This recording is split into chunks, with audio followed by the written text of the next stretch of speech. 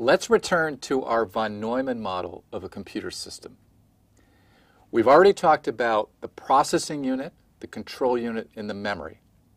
But with a machine like a smartphone, input and output are essential. We need some way to input our information into the machine, as well as to receive output, to receive information from the machine. Now we're going to talk about those two pieces of the von Neumann model.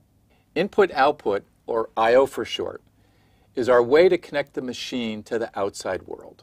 So far we've covered about how we compute with values and registers, how we move data and instructions between memory and the processing unit. But we need a way to interact with the user. We also need some permanent storage. So the memory that we have is temporary storage for our instructions and our data for a running program. But we need a way to store our apps permanently on our smartphone. There are many examples of input-output devices in computer systems. Let's talk about a few. For user input, we have, for instance, a touchscreen. That's one of the main ways that we provide input to our smartphones. We also have a microphone that provides audio input and a camera that may provide a video or a photo to our smartphone. Now, in other computer systems you may have used, such as a laptop, you might have a keyboard, you may have a separate mouse, or you may have a touchpad. For a game machine, you may have a game controller. That's also a user input device. For user output, our touchscreen also provides visual output to us. And we may have a speaker also. We may get audio output as well.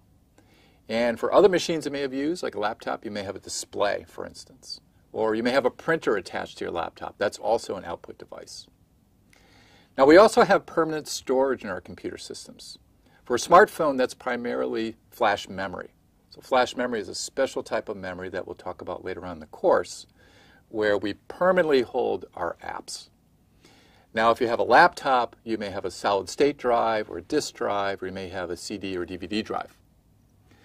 We also have communication. We have a network, and we may have multiple networks. We may have a Bluetooth network, or we may have a connection to the internet. And that's both an input and an output. Just like actually permanent storage provides both input and output, a network also provides both input and output. Now, we also have sensors. So we may have a motion sensor or an accelerometer in our smartphones that provide sensor input. And so we have all of these different types of input-output devices, and the ones that we have are specific to the type of computer system that we're using.